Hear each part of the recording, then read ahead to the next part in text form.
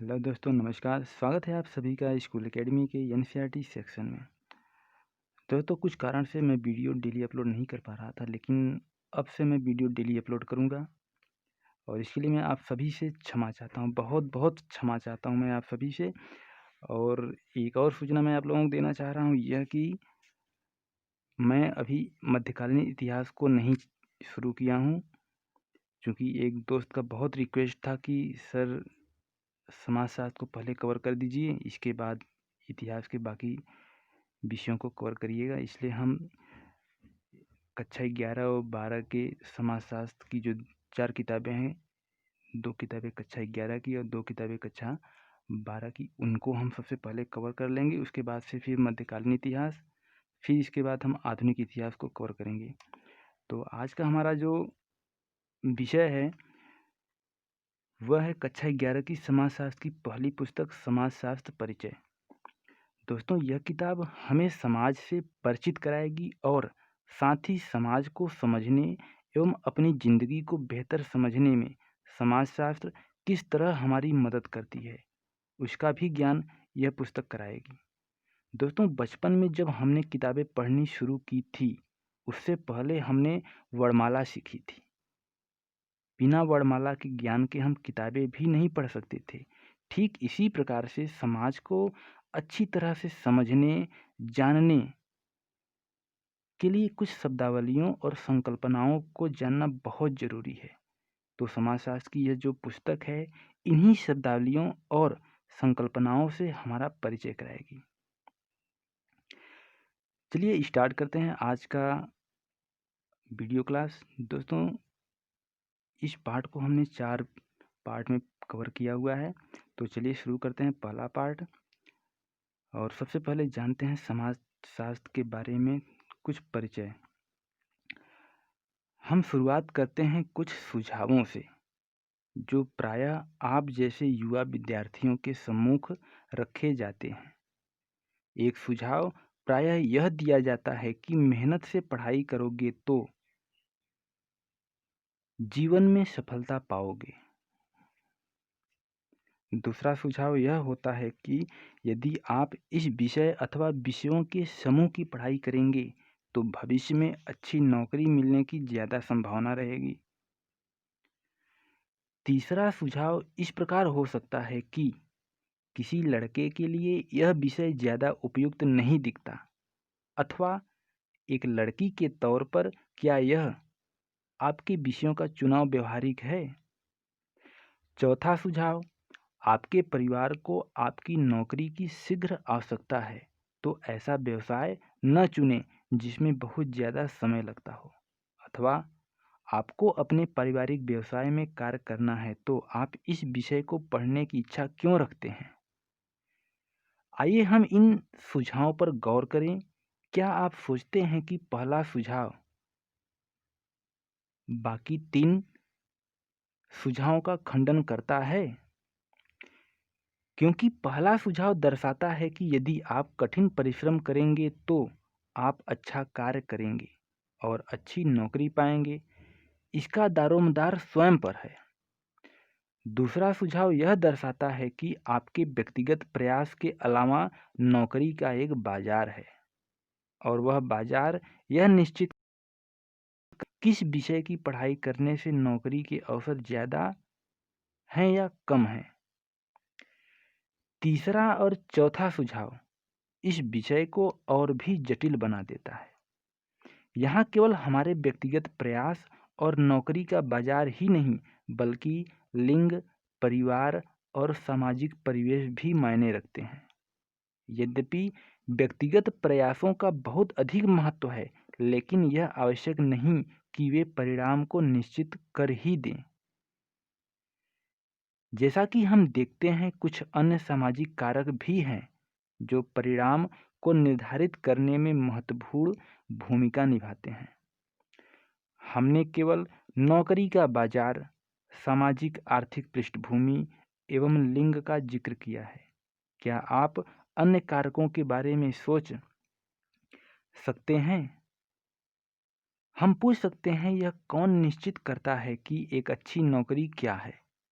क्या एक अच्छी नौकरी के बारे में सभी समाजों की सोच एक जैसी है?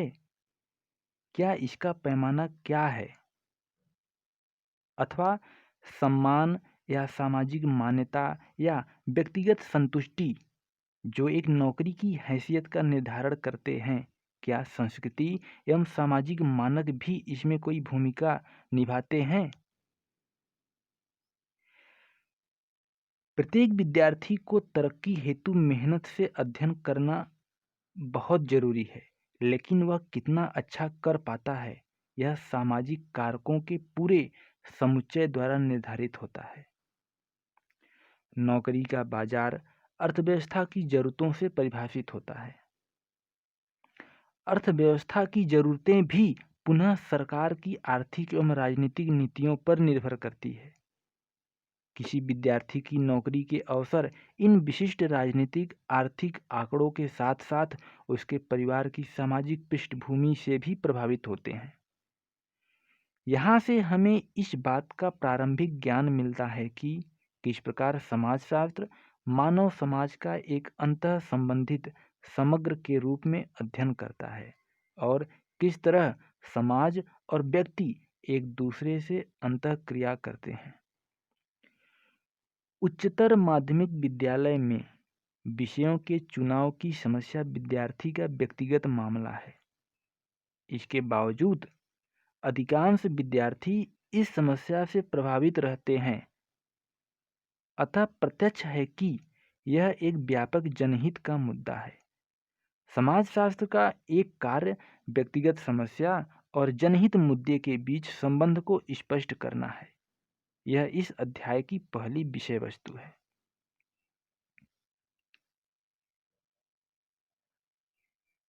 हम यह पहले ही देख चुके हैं कि एक अच्छी नौकरी का अर्थ भिन्न भिन्न समाजों में भिन्न भिन्न है।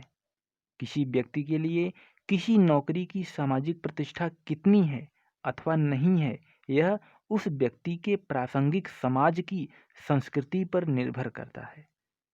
प्रासंगिक समाज का क्या अर्थ है? क्या इसका अर्थ है वह समाज जिससे वह संबंधित है? व्यक्ति किस समाज से संबंध रखता है? क्या यह आस पड़ोस है? क्या यह समुदाय है? क्या यह जाति या जनजाति है? क्या यह उसके माता पिता का व्यापारिक दायरा है? क्या यह राष्ट्र है?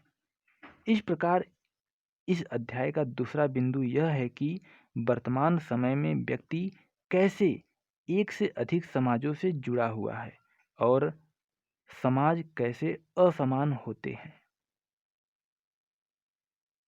तीसरा, यह अध्याय इसका परिचय देता है कि समाजशास्त्र में समाज का विधिवत अध्ययन किया जाता है। यह अध्ययन दार्शनिक और धार्मिक अनुचिंतन एवं साथ ही समाज के रोजमर्रा के सामान्य प्रेक्षण से एकदम अलग है। चौथी बात, समाज के अध्ययन का यह अलग तरीका ज़्यादा अच्छी तरह से समझा जा सकता है यदि हम पीछे मुड़कर बौद्धिक विचारों एवं भौतिक स्थितियों पर ऐतिहासिक दृष्टि डालें जिसमें समाजशास्त्र का जन्म एवं विकास हुआ। ये विचार एवं भौतिक विकास मुख्यतः पाश्चात्य थे, परंतु उनके परिणाम विश्वव्यापी थे। पांचवें, हम इस विश्वव्यापी पक्ष एवं तरीके को देखते हैं जिसमें भारत में समाजशास्त्र का आगमन हुआ। यह याद रखना महत्वपूर्ण है कि जिस प्रकार हम में से प्रत्येक की अपनी अलग एक जीवनी है, उसी तरह एक विषय की भी अपनी जीवनी होती है। विषय के इतिहास को समझने से विषय को समझने में सहायता मिलती है। अंत में समाजशास्त्र के विषय क्षेत्र एवं अन्य विषयों से इसके संबंधों की चर्चा की गई है।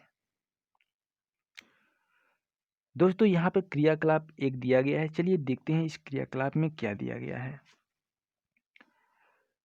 मिल्स के उद्धरण को ध्यानपूर्वक पढ़ें, तब अगले पृष्ठ पर दिए गए दृश्य और रिपोर्ट की जांच करें। क्या आपने ध्यान दिया कि एक गरीब और गृहविहीन दंपति का दृश्य कैसा है?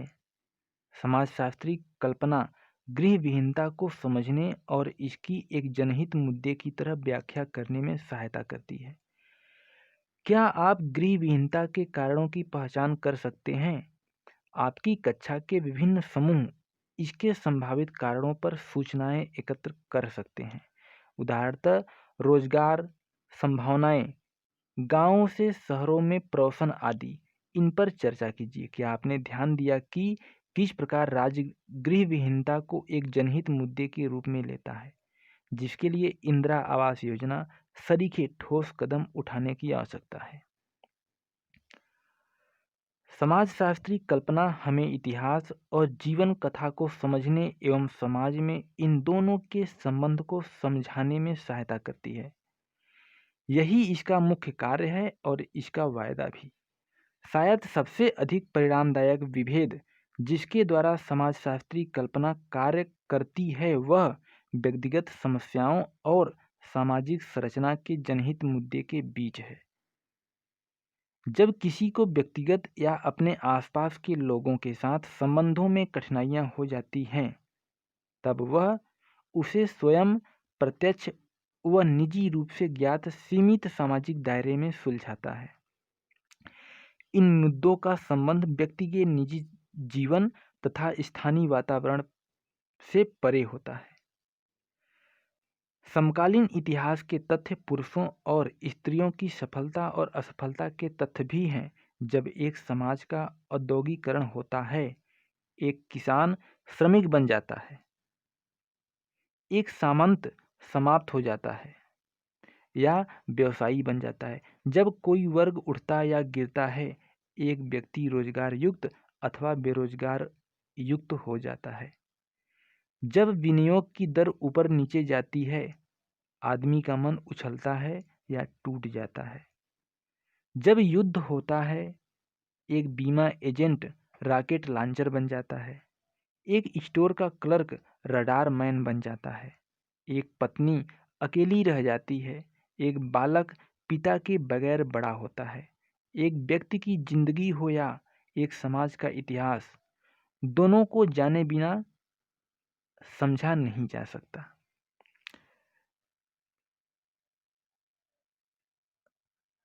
दोस्तों, चलते हैं अगले टॉपिक पर और जानते हैं सामाजिक कल्पनाएं और व्यक्तिगत समस्याएं एवं जनहित के मुद्दों को। हमने अपनी शुरुआत कुछ सुझावों के एक समुच्चय के साथ की थी, जिसने हमारा ध्यान इस ओर आकर्षित किया कि व्यक्ति और समाज एक दूसरे से परस्पर किस प्रकार संबंधित हैं। यह एक ऐसा बिंदु है जिस पर समाजशास्त्री पीढ़ियों से विचार विमर्श करते आ रहे हैं। सी राइट मिल्स समाजशास्त्री कल्पनाओं पर अपनी दृष्टि मुख्यतः इस बात को सुलझाने पर टिकाते हैं कि किस तरह व्यक्तिगत और जनहित परस्पर संबंधित हैं। दोस्तों, यहाँ आप चित्र देख रहे हैं, यह गृह विहीन दंपति हैं। वर्ष 1999 से 2000 के बीच से आरंभ हुई इंदिरा आवास योजना सरकार के ग्रामीण विकास मंत्रालय तथा भवन एवं शहरी विकास निगम द्वारा संचालित एक विशाल योजना है जो गरीब और गृहविहीन लोगों के लिए मुफ्त आवास मुहैया कराएगी। क्या आप ऐसे अन्य मुद्दे बता सकते हैं जो व्यक्तिगत समस्याओं और जनहित के मुद्दों से संबंध दर्शाते हैं? चलिए अगले टॉपिक पर चलते हैं और जानते हैं समाजों में बहुलताएं एवं असमानताओं के बारे में। समकालीन विश्व में एक प्रकार से देखा जाए तो हम एक से ज़्यादा समाजों से जुड़े हुए हैं। जब हम विदेशियों के बीच हमारे समाज की बात करते हैं तो हमारा मतलब भारतीय समाज से हो सकता है, लेकिन भारतीयों के बीच हमारे समाज को भाषा, समुदाय, धर्म या जाति अथवा जनजाति के संदर्भ में लिया जा सकता है। यह विविधता इस बात का निर्णय करने में कठिनाई पैदा करती है कि हम किस समाज की बात कर रहे हैं, लेकिन शायद लगता है कि समाजों का खाका खींचने की समस्या अकेले समाजशास्त्रियों की ही नहीं है, जैसा कि नीचे दी गई टिप्पणी से प्रकट होता है। अपनी फिल्मों में क्या दिखाया जाए, इस पर चर्चा करते हुए मशहूर भारतीय फिल्मकार सत्यजीत राय हैरानी से कहते हैं कि आप अपनी फिल्मों में क्या रखेंगे, आप क्या छोड़ सकते हैं? क्या आप शहर को पीछे छोड़कर गांव में जाएंगे, जहां विशाल चारागाहों में गायें चरती हैं और चरवाहे बांसुरी बजाते हैं? या आप यहाँ एक साफ सुथरी एवं ताजा तरीन फिल्म बना सकते हैं जिसमें एक नाविक के गीतों की सी मोहक लय होगी? अथवा आप इतिहास में पीछे महाकाव्यों में जाएंगे जहां दैत्यों और देवों ने महान संग्राम में हिस्सा लिया था, जिसमें भाइयों ने भाइयों का संहार किया था? अथवा आप वहीं ठहरे रहेंगे जहां आप हैं, वर्तमान में यहीं इसी विकट भीड़ भाड़ चकाचौंध भरे शहर के बीचों बीच, और इसके कोलाहल और दृश्यों और परिवेश के विरोधाभासों से स्वर मिलाने का प्रयास करेंगे? यह समाजशास्त्र के सम्मुख मुख्य प्रश्न है कि समाज में किस चीज पर ध्यान केंद्रित किया जाए। हम सत्यजीत राय की टिप्पणी पर पुनः जाते हैं तो स्तब्ध होते हैं कि क्या उनके द्वारा किया गया गांव का चित्रण रोमांटिक है? एक समाजशास्त्री के नजरिए से गांव के एक दलित के नीचे दिए गए चित्रण की इससे तुलना करना उल्लेखनीय होगा।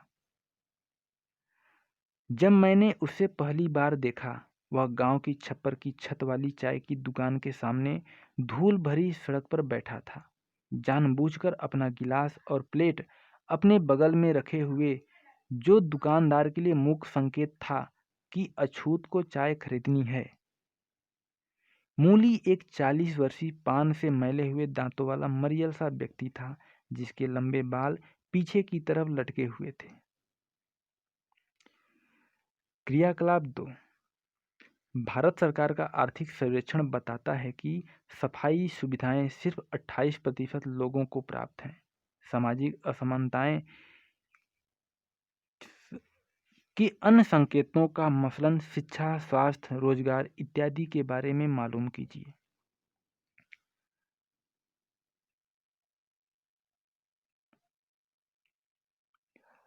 अमर्त्य सेन का उद्धरण शायद इसका ज्यादा अच्छी तरह वर्णन करेगा कि किस प्रकार असमानता समाजों के बीच केंद्रीय बिंदु है। कुछ भारतीय अमीर हैं, अधिकांश नहीं। कुछ बहुत अच्छी तरह शिक्षित हैं, अन्य निरक्षर हैं। कुछ विलासिता की जिंदगी बसर करते हैं, जबकि दूसरे थोड़े से परिश्रमी के बदले कठोर परिश्रम करते हैं। कुछ राजनीतिक रूप से शक्तिशाली होते हैं, लेकिन दूसरे किसी भी चीज को प्रभावित नहीं कर सकते। कुछ के पास जिंदगी में आगे बढ़ने के लिए अनेक अवसर हैं, जबकि अन्य के पास अवसरों का नितांत अभाव है।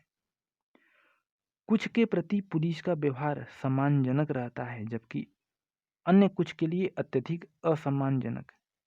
ये असमानता कुछ विभिन्न प्रकार हैं और इनमें से प्रत्येक के लिए गंभीर चिंतन की आवश्यकता है।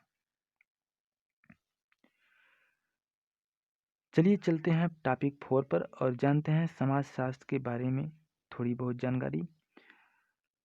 समाज का एक अंतः संबंधित समग्र के रूप में अध्ययन करने के समाजशास्त्र के मुख्य सरोकार एवं समाजशास्त्री संकल्पनाओं के बारे में आपको पहले ही परिचय दिया जा चुका है। व्यक्तिगत पसंद और नौकरी के बाजार पर हमारी परिचर्चा से पता चलता है कि किस प्रकार आर्थिक, राजनीतिक, पारिवारिक, सांस्कृतिक एवं शैक्षणिक संस्थाएं अंतः संबंधित हैं और किस प्रकार एक व्यक्ति इससे बंधा हुआ भी है, तथापि कुछ सीमा तक इसको बदला भी जा सकता है। अगले कुछ अध्याय विभिन्न संस्थाओं और साथ ही साथ संस्कृति पर आधारित होंगे। ये समाजशास्त्र की कुछ प्रमुख शब्दावली एवं संकल्पनाओं पर भी केंद्रित होंगे, जिससे समाज को समझने में आपको मदद मिलेगी, क्योंकि समाजशास्त्र मनुष्य के सामाजिक जीवन, समूहों और समाजों का अध्ययन है। एक सामाजिक प्राणी की तरह स्वयं हमारा व्यवहार इसकी विषय वस्तु है। समाजशास्त्र ऐसा कार्य करने वाला पहला विषय नहीं है। लोगों ने हमेशा से उस समाज और समूह को देखा और समझा है जिसमें वे रहते हैं। यह सभी सभ्यताओं और युगों के दार्शनिकों, धार्मिक गुरुओं और विधिवेत्ताओं की पुस्तकों से स्पष्ट होता है। अपने जीवन और अपने समाज के बारे में सोचने वाला मानव स्वभाव केवल दार्शनिकों एवं सामाजिक विचारकों तक सीमित नहीं है। हम सभी के अपनी रोजमर्रा की जिंदगी के बारे में और दूसरों की जिंदगी के बारे में भी अपने अपने विचार रहते हैं, और इसी तरह अपने समाज और दूसरे समाजों के बारे में भी। ये रोजाना की हमारी धारणाएं और हमारी सामान्य बौद्धिक समझ ही जिसके अनुसार हम अपना जीवन जीते हैं। तो भी एक विषय के रूप में समाजशास्त्र का एक समाज के बारे में प्रेक्षण एवं विचार दार्शनिक अनुचिंतनों एवं सामान्य बौद्धिक समझ से हटकर है। मानव व्यवहार में क्या नैतिक है और क्या अनैतिक, रहन सहन के वांछित तरीकों एवं एक अच्छे समाज के बारे में दार्शनिक तथा धार्मिक विचारक अक्सर निरीक्षण करते रहते हैं।